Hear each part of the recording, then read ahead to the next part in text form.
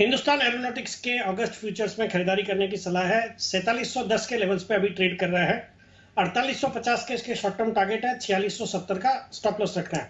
एक बहुत ही दमदार क्वालिटी की कंपनी है जो एरोस्पेस और डिफेंस इस सेक्टर को कैटर करती है। नाम में ही है हिंदुस्तान एरोनॉटिक्स। ये मेनली लाइट कॉम्बैट एयरक्राफ्ट, फिर डोनियर्स, लाइट हेलीकॉप्टर्स और तेजस जो एयरक्राफ्ट है वो सब बनाती है।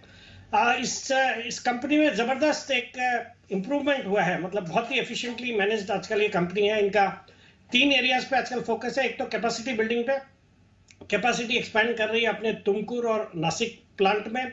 और इन्होंने मैनेजमेंट ने हाल ही में बताया 15,000 करोड़ का कैपेक्स करने जा रही है over the next 4 to 5 years.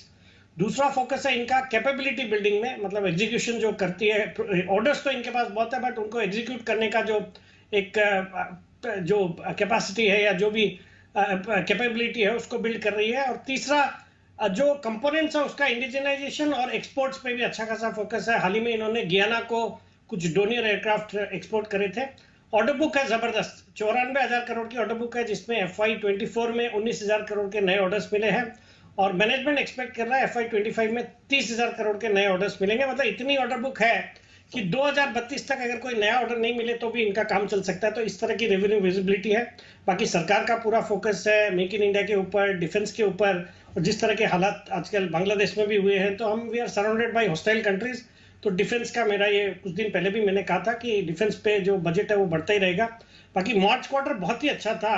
4296 crore 4296 crore का पैट रिपोर्ट किया, जो पिछले साल मार्च क्वार्टर में 2844 करोड़ का पैट था।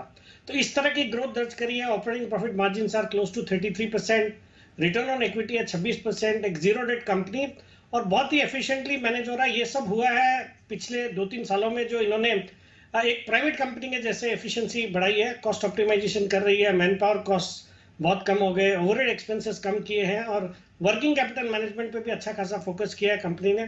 FISDI इसमें अराउंड 19% स्टेक ओन करते हैं, जिसमें प्रोमिनेंट है LIC, HDFC। इस कंपनी के भी तिमाही नतीजे इस तिमाही के आएंगे आने वाले बुधवार को। I am expecting very good set of numbers from HAL this quarter. और स्टॉक अपने जो हाइज है 5,700 के हाइज थे, जो रिसेंटली हाइज इसने टच करे थे, वहां से इस बाजार की गिरावट में या PSU की गिरावट में अच्छी खासी गिरावट आके इन लेवल्स पे आया है। मुझे लगता है खरीदारी करने का एक बेहतरीन मौका है और यहाँ पे खरीदारी करने की सलाह for short term target of 4850, stop loss of 4670।